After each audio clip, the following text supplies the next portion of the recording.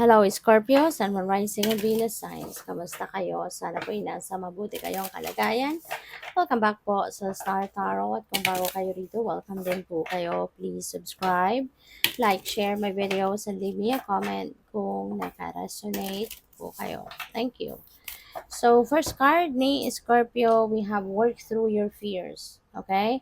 Kasi kailangan mo ng tanggalin yan, no, sa sarili mo. Tanggalin yan sa puso mo, yung takot. Otherwise, papaano na lang yung mga plano mo? Papaano na lang yung mga pangarap mo, 'di ba?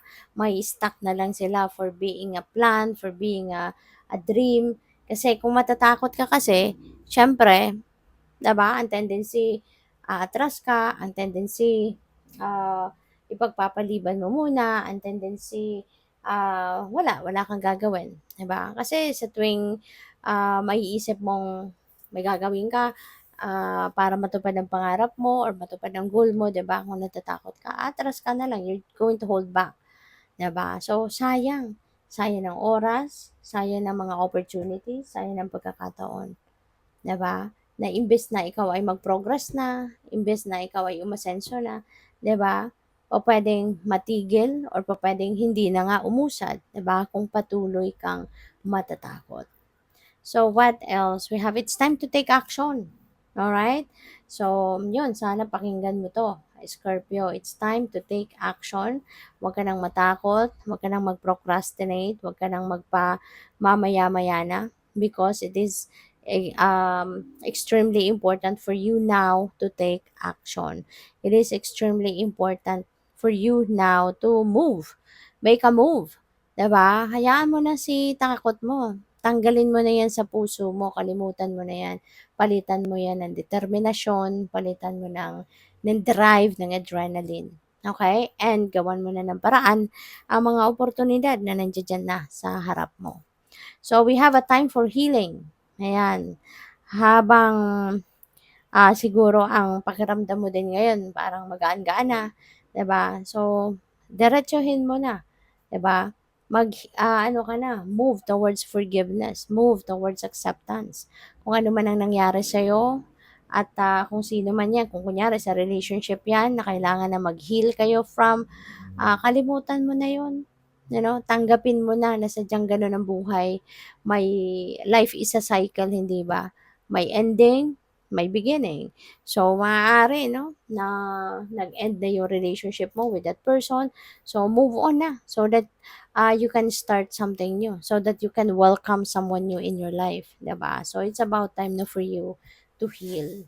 So, maraming salamat for subscribing. And if you haven't subscribed yet, subscribe na kayo. And also, maraming salamat din for not skipping the ads. Malaking bagay yan sa akin.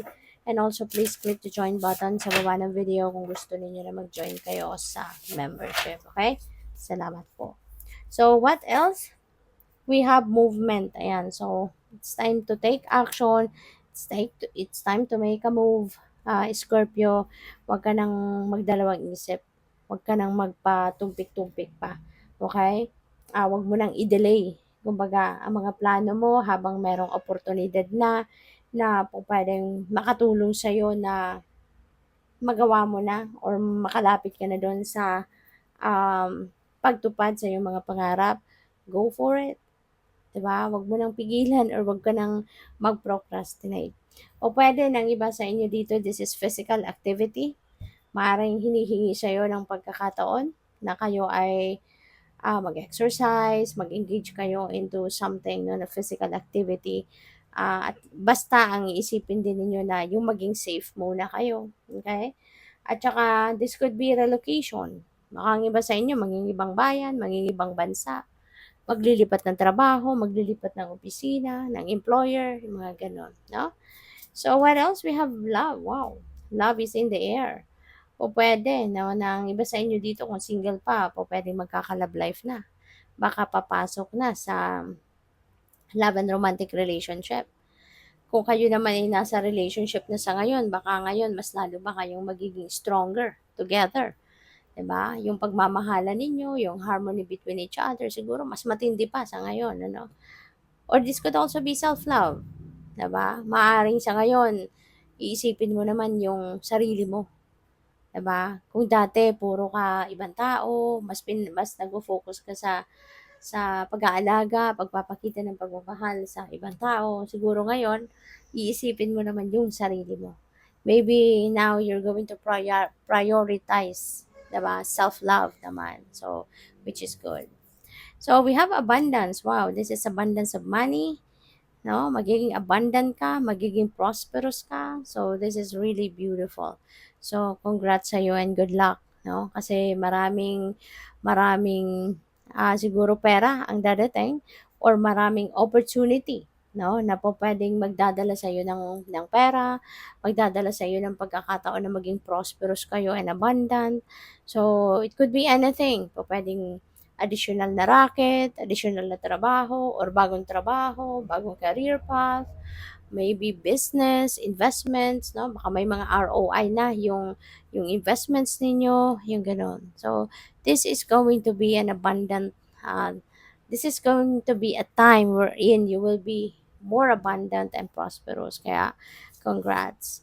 Cycles, yan, parang na-mention ko kanina, 'di ba? Na life is about cycles. May ending, may beginning, dadating ang pagkakataon sa buhay natin na meron tayong kailangan tapusin, tayong kailangang putulin so that we can start something new, so that we can welcome a new chapter in our lives, so that we can start a new relationship, so that we can start a new chapter, no, sa buhay natin.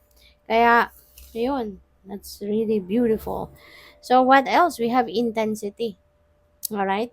So, maaring magiging ano kayo ngayon, baka since you're going to take action, 'di ba?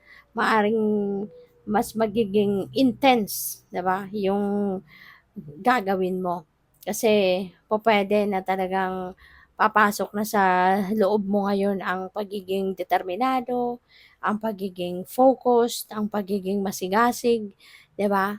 Maaaring magiging ano, ang mga gagawin mo ngayon, intense, magmamadali, magra-rush, parang mga gano'n. So we have flow, yeah, and maybe ang iba din sa inyo, siguro magbabago na din ang isip, no? And as instead of pushing, no, kung ano man yung gusto ninyong mangyari, pagpipilitan kung ano gusto ninyong maging outcome, ano yung bang pino-force ninyo ang sitwasyon, no? Instead of doing that, maybe you're going to realize na it's better if you're just going to surrender to the divine and go with the flow with life. Kasi maaaring napagod ka na din, no? Maaaring naranasan mo na na, 'di ba, haggard ka na, ginawa mo na ang lahat pero wala pa ding nangyayari, 'di ba? Kaya siguro mare-realize mo na na it's about time na for you to change or to shift your energy at mag-shift na din yung ano ninyo, yung perspective ninyo and babalik ka na. Ibabalik mo na lang lahat sa Panginoon. Parang ikaw na Lord, ikaw na God ang bahala sa akin. No, just take care of me, take care of everything about me. No? Magsusurrender ka na lang. So, good luck. Thank you for watching Love and Light. Namaste.